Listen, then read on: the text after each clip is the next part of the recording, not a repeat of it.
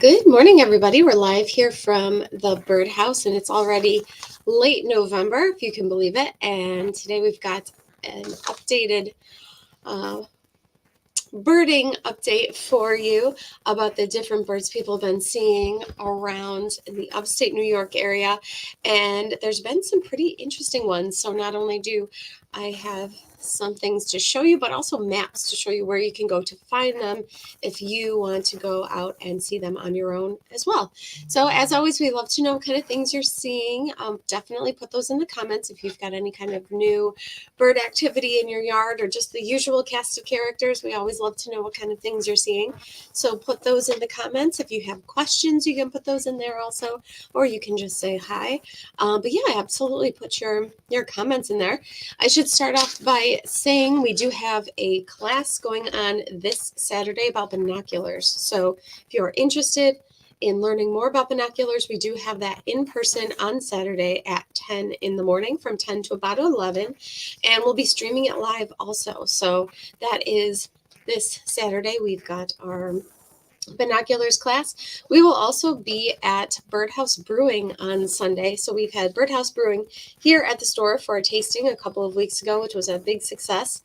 But they also have holiday markets out there at their brewery out in Honeoye. And we were there last week on Friday, I believe it was. And then we'll be there again on Saturday, and that's from 12 until noon, or 12 until 4, noon until 4. So we've got that going on this weekend as well. And of course, the store is open up 7 days a week. So we've got all that. Plus, this past weekend, we did have a couple of book signings. We had the Mendon Ponce Fairchild's Dream book signing on Saturday. That was a big success. And we still have some copies of the book. They're starting to run low, and they're all signed also. So we do have some of those still here at the store, just a couple. When I went to go pull that book, there were just a couple left. And then we have plenty of the 100 Things to Do in Rochester Before You Die. We had Robin Flanagan here on Sunday giving a book signing. And so we've got signed copies of this book still in the store as well. And the birdhouse was featured in this book too, which is super exciting. So we're really, really happy about that. But we still have plenty of copies of this book. And then the one that's just a perpetual bestseller, the Day Trips Around Rochester, New York. We have these in stock as well, and they are also signed. So if you're looking for some different local books, we definitely have those. The biggest seller, it seems like, over the past couple of weeks has been the Eclipse glasses. And we have these in 4-packs like this, which have been very popular for $6.95. We have individuals for $1.95, but these have been the gift to give, it seems, this holiday season, because if you are in the Rochester area or if you're in Buffalo or anywhere along that path, the eclipse will be a sight to see, because we are in the spot where we're going to get the full effect of the eclipse.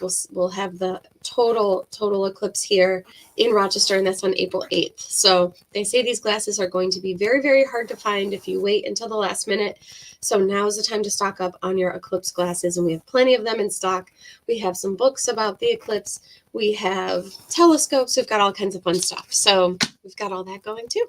So yeah, if you're online, you can say hi in the comments. We've got sightings, throw those in there too, any kind of questions. But we'll get started. So the first thing to report is there's been a very rare bird in town the past couple of days called a purple gallinule. And now this is a male in breeding plumage, so this isn't what the bird looks like here today. But this is a very southern bird, and for it to be here is quite rare. So this is it's a juvenile, and this is the what a juvenile looks like. So this is the male in breeding plumage in the spring, and then this is the juvenile in non-breeding plumage, and that's what people are seeing. But there's one of these around locally in the Braddock Bay area that's been hanging out around some cattails that someone spotted 2-ish days ago, maybe more. So a lot of people have been flocking to see this bird, which is very, very, very rare for the area. And you can see why, because this is their range. So this is their normal range.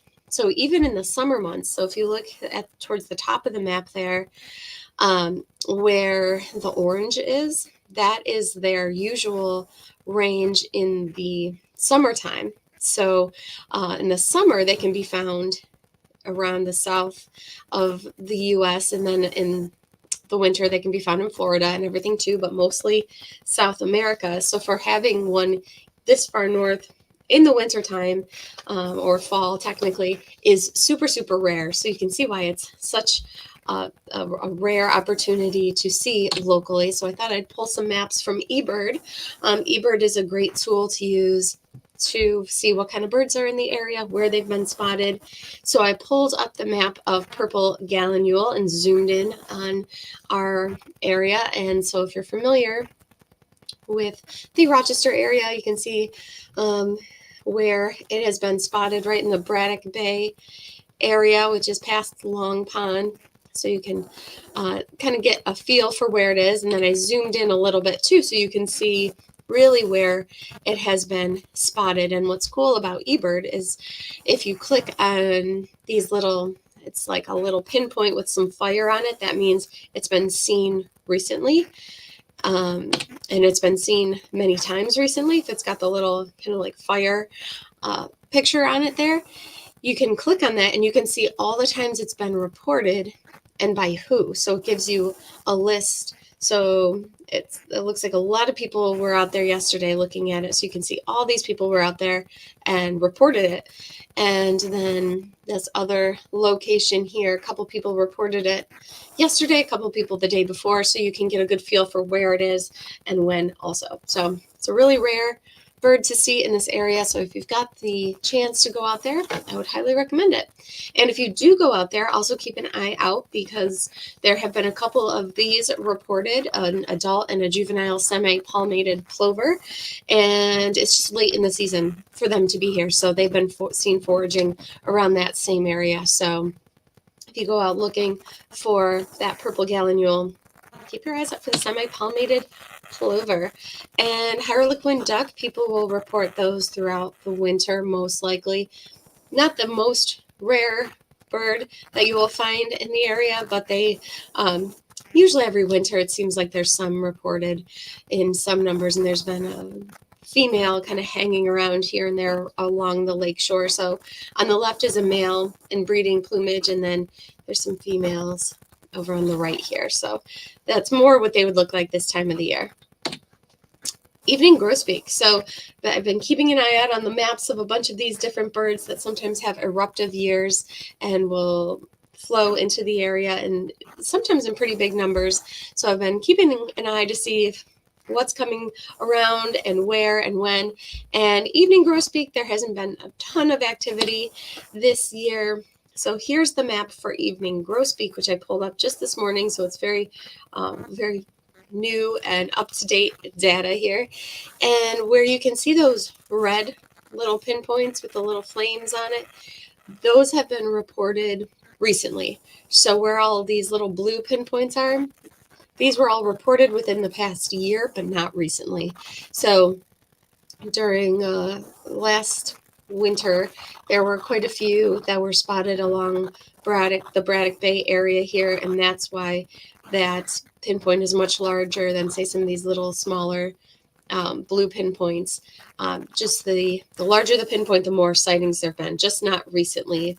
So where the red ones are, that's where it's been seen recently within the past month or so. So there's been a couple sightings of evening grosbeak, but nothing too crazy. Pine grosbeak, there haven't been any sightings. The last sightings were from last winter, so nothing with pine grosbeak yet. White-winged crossbill, though, there's been a couple crossbill sightings, and the crossbill are cool because they have those beaks that actually crisscross over each other, and they can usually be found in pine trees where they're eating pine cones. And there's been a sighting recently in the Braddock Bay area, so you can tell that's a really good place to go birding if you're trying to figure out where to go to see some birds. Braddock Bay is great. And then also red crossbill. So if you look, this is called a white-winged crossbill. It has those white patches on its wings. And then there's the red crossbill, which does not.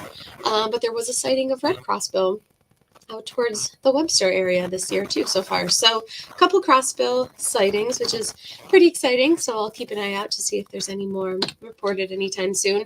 And then just to kind of give you a comparison for some things, to show you, like this is very rare. The red crossbill, very few sightings. But if you look at something like the house finch, which is a common backyard bird, you probably have them coming to your feeders if you keep your feeders full. These are the sightings of house finch. And so they're all over the place. And you can see there's a lot throughout the season, throughout the year. So just to kind of give you a comparison of something that's more common, you can see all of these pinpoints are all sightings from different people. So lots of house finch sightings. But what you might start to see, especially as it gets cooler, are things like purple finch, which are more common in the wintertime. And here's some sightings of purple finch locally this year. So you can see along the lakeshore, there's quite a few, and there's those nice big red pinpoints. But then even down, getting into more of the suburbs, there are some smaller little red pinpoints where they've been seen recently, just not in big numbers. These are probably just individuals in their backyards, or that have been just birds that have been reported maybe once in one area. So they're definitely around, spread throughout the area. So keep your eyes out for purple finch. They do come to feeders as well. So they're just more of a raspberry purple in color as far as the males go. And then the females look like almost like a larger house finch. So the house finch female is pretty striped, and so is the purple finch female. But with the purple finch, the stripes are kind of larger and bolder, and she's got that bold stripe that goes above her eye. So keep your eye out for purple finch because people have been seeing them. And then pine siskin, another kind of stripy bird. This one you can find at your Niger feeders a lot of the time. Looks like a more stripy goldfinch, has a little bit of yellow on its wings. There's been a lot of them reported recently. So lots of red dots there on the map of pine siskin. So lots spotted along the water, along the lakeshore, and they'll probably move inward. So keep your eyes out at your feeders. And then red poles. So red poles are another one of these eruptive birds that sometimes come here in big numbers. Like we'll have some years where there are just red poles everywhere. Haven't had one of those in a couple of years, but you can see there's been a couple sightings of red poles so far this winter too. So far, doesn't look like it's going to be that big of a year for eruptive species, but you never know. Some other things to look out for now that we're getting into the cooler months are birds of prey like rough-legged hawk. We have red-tailed hawks here all year round, but then this time of the year, rough-legged hawks will start coming down to this area. This is south for them. So they're about the size of a red-tailed hawk. So if you see something that looks like a red-tailed hawk but a little bit off, it could be a rough-legged hawk. Their colors can vary quite a bit, but they will tend to have these darker patches here. Sometimes they're not that dark, though, on their wings, where red-tailed hawk have the darker patches kind of closer to their body. So in between their body and where this patch is on the rough-legged hawk, where it's white here on this bird, it would be dark on a red-tailed hawk. Rough-legged hawks have these little patches here of dark, and then sometimes they'll have that nice dark belly band too, where it's very, very dark, whereas the red-tailed hawk, it's just kind of streaked in that same space. So red-tailed hawk have more streaking, and the rough-legged hawk have this darker patch on their belly. But they get their name because their legs are highly feathered. Usually the birds of prey, if you think of like a Cooper's hawk or a sharp-shinned hawk, they have those bare legs. But rough-legged hawks, because they are usually so far north, they breed really, really far north. They're up in the tundra. They have more feathers on them to keep them warm, and they go all down their legs. So they're called rough-legged hawks. And there have been some of those reported in the area also. So keep an eye out for rough-legged hawks. No snowy owl sightings yet, but we'll, of course, keep you updated about those if there's any of those around. And then there's your usual cast of characters that come through as the months go on and it gets cooler out, like the dark-eyed junco, very common backyard bird. white-breasted nuthatch. They sometimes have bigger eruptive years. The nuthatches in general, white-breasted and red-breasted nuthatch, but you can find both of those here every year. Tree sparrow coming back into the area. Look for them under your feeders. White-throated sparrow and white-crowned sparrow, both of them are common in the backyard, especially if you got your feeders out. And then Carolina wrens, I've been still hearing Carolina wrens singing and singing and singing. So they are around too, common in the backyard. And if you see some guys jumping around in your bushes and shrubs, could be the ruby crown kinglet or the golden crown kinglet, because they're both around as well. So that's just a little update about some of the different birds and where you can find them, especially some of those interesting things that don't normally come around, like that purple gallinule is very, very rare. So I thought I'd let you guys know about that.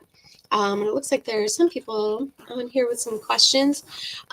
Audrey says, can't wait to get to the store. Need seed suet and holiday goodies. Yes, we have all of those. So, and not only do we have all of that, but we gift wrap for you too, if you'd like. We gift wrap for free.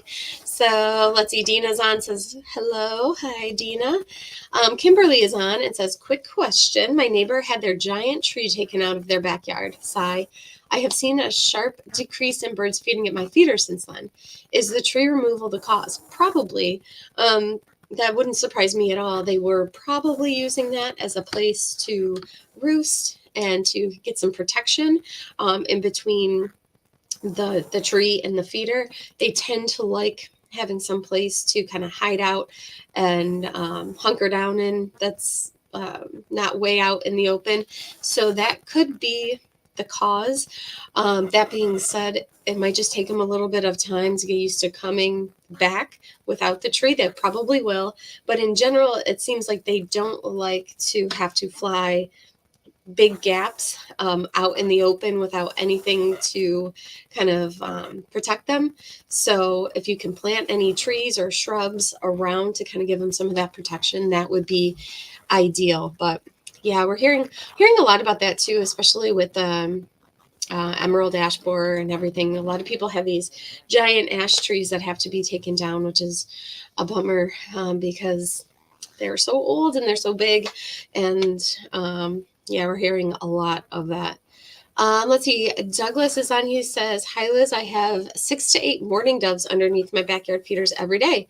I'm seeing photos of owls by local photographers now every day as well.